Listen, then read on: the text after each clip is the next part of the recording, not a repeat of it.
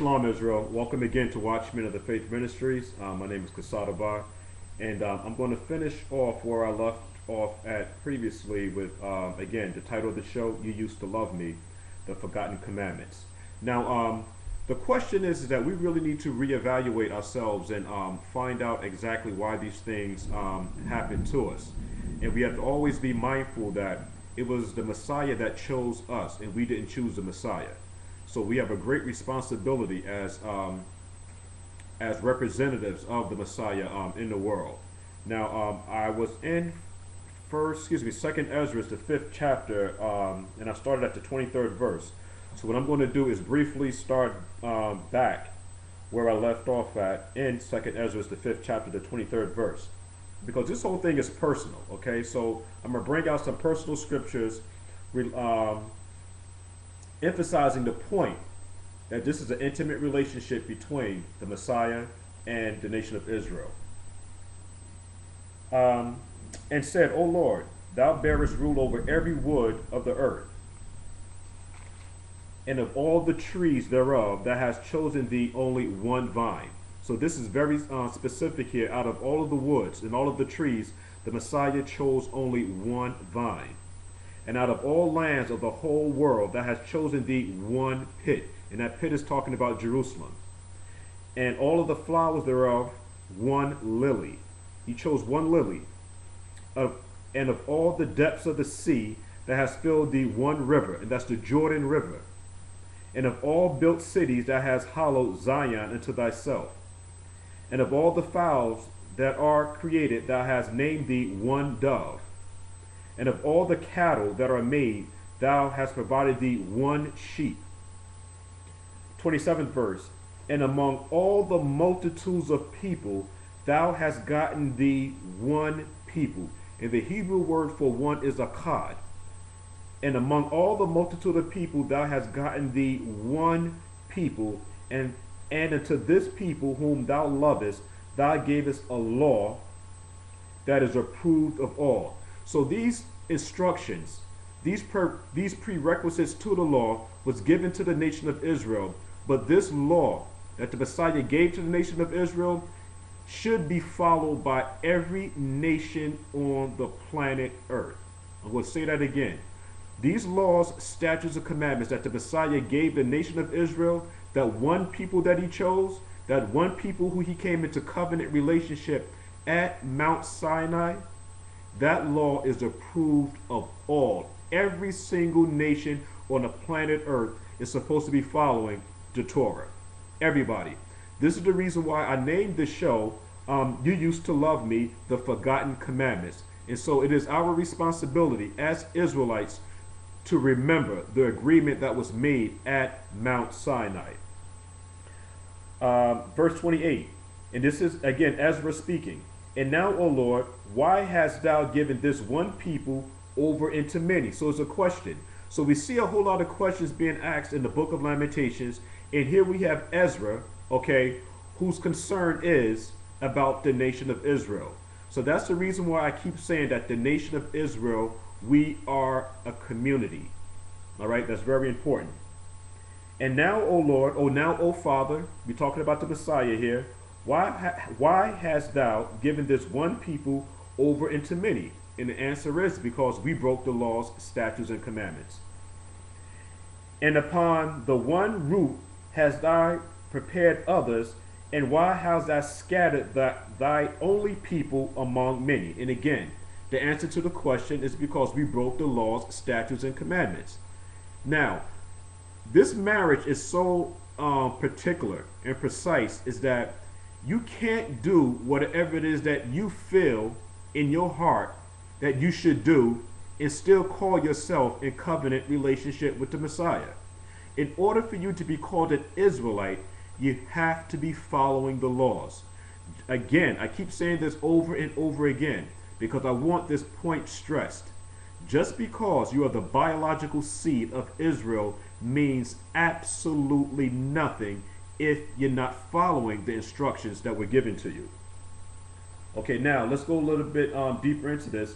Let's go into the marriage agreement between us and the Father and the Son. Let's go to Deuteronomy, the 26th chapter. Okay, because the Old Testament is called the foundation. So with the understanding of the foundation, this gives us a better understanding how to understand the rest of the house. Because you can't begin to build a house from the top down to the bottom. You start to build the house from the bottom up. And the bottom is the foundation. And from Genesis to Revelation, the scriptures is talking about the nation of Israel, the downfall of the nation of Israel, and the reunification or the rebuilding of the whole house. All 12 tribes, one nation. Okay, so again, Deuteronomy, the 26th chapter, we're going to be going to, or the book of Devarim, the 26th chapter, and I'm going to read from the 17th verse down to the 19th verse.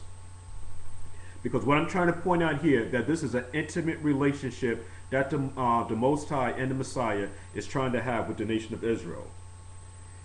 It says, thou hast, and the thou is pertaining to the nation of Israel, thou hast avouched, and the word avouched means to acknowledge or to confess. So it's saying, thou hast, the nation of Israel, thou hast confessed the Most High this day to be thy husband.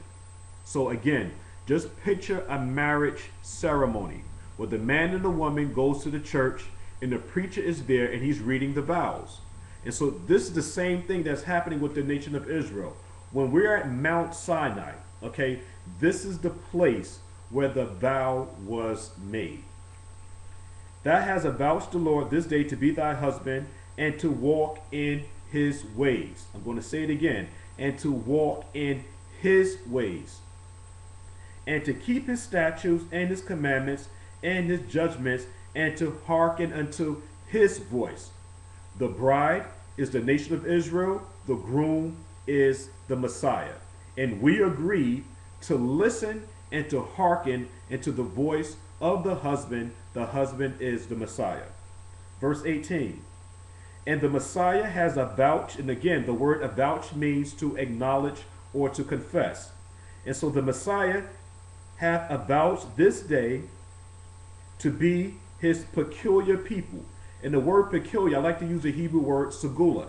It means precious. So the nation of Israel was precious in the sight of the Messiah. So again, the Messiah is going to uphold his responsibility to the wedding agreement.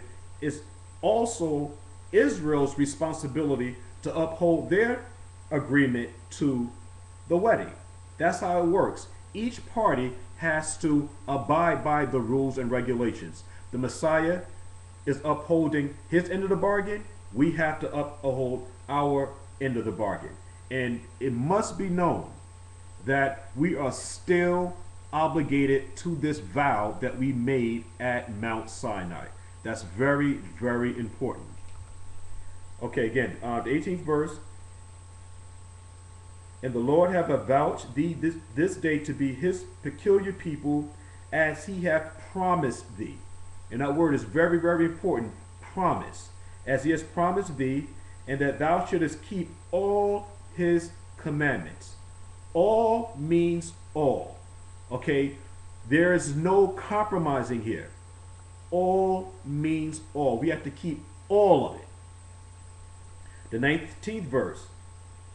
If we keep our end of the bargain and keeping all of the commandments, verse 19 is very, very important. It says, and to make thee, if we would, again, keep all of the law, statutes, and commandments, the Messiah is saying that he will make thee high above all nations.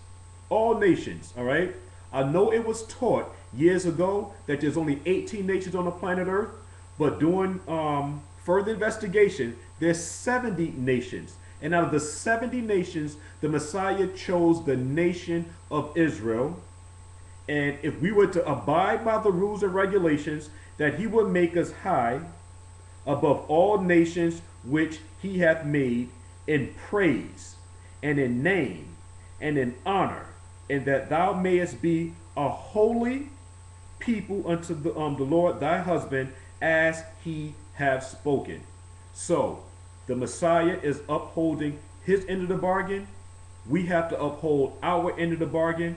And when both parties is upholding their part of the bargain, we now have what we call a covenant relationship, which is associated with the word marriage. Okay, I'm going to go to Deuteronomy 27 and 9. And Moshe and the priests and Levites spoke unto all Israel, saying, take heed. In the word, when it says take heed, this is a warning. Okay, so I can easily say, I'm warning you. Hearken, O Israel, this day thou art become the people of the Lord thy power. So this is the consummation here. I said I do. The Messiah said I do. That's the verbal confirmation of the wedding agreement where both parties said I do. Now, what I want to do now is get into the main topic, okay? And we're going to be going to the book of Shemot, which is the book of Exodus, and we're going to be reading from the 20th chapter. Okay, we're going to read up on some of these laws that were forgotten because there was a time when collectively as a body we loved the Most High and the Messiah. Okay, what I'm going to do, I'm going to read from verses 1 and 2. I'm going to be reading, the word is ketubah, which is the agreement that was made between the Most High and Israel. And the Father spoke all these words, saying, I am the Lord thy power, which have brought thee out of the land of Egypt, out of the house of bondage. Now, what I want to do is focus on that statement there, okay? I have some notes here, and it's very important. Like I said earlier, the Messiah chose us. We didn't choose the Messiah. And when we read verse 2, at first glance, this doesn't seem to be a commandment. This is actually a statement that the Messiah is telling the nation of Israel that I am the Most High, your husband, who brought you out of the land of Egypt. So that's not actually a commandment. That's a statement letting you realize who it was that brought you out of the land of captivity, which is Egypt here.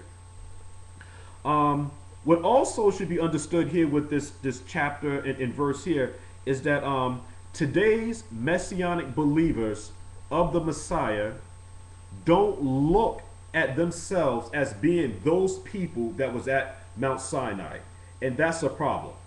We are the descendants of those people, because a lot of people say, well, listen, you know what? Those laws, statutes, commandments was given to the nation of Israel back then. And they're not understanding that we are the descendants of those people, and that wedding agreement, that vow that was made, we're still obligated to keeping those vows. That's very important. Because again, they claim that it was intended only for the children of Israel. Now, verse 2 also speaks, these are relationship terms. Okay, I'm gonna read it again because there's so much in here that I can pull out. Here we have the husband, okay, the Messiah, saying, I am your husband. That's a statement. And then he's going to go ahead and describe what it was that he did for us, because remember, it was the Messiah who showed his love to us first. Very important. So he's explaining to us now how he showed his love to us first by saying it was he who brought us out of the land of Egypt, out of the house of slavery. Okay, that's very important. Now let's see what the prophet or the apostle Shaul has to say about this same scripture that we're talking about here. We're going to go to 1 Corinthians, the 10th chapter. I'm going to be reading 1 through 4. But I'm running out of time here. So what I'm going to have to do, I'm going to have to stop here. I'm going to continue on in this series here And with that, I say shalom.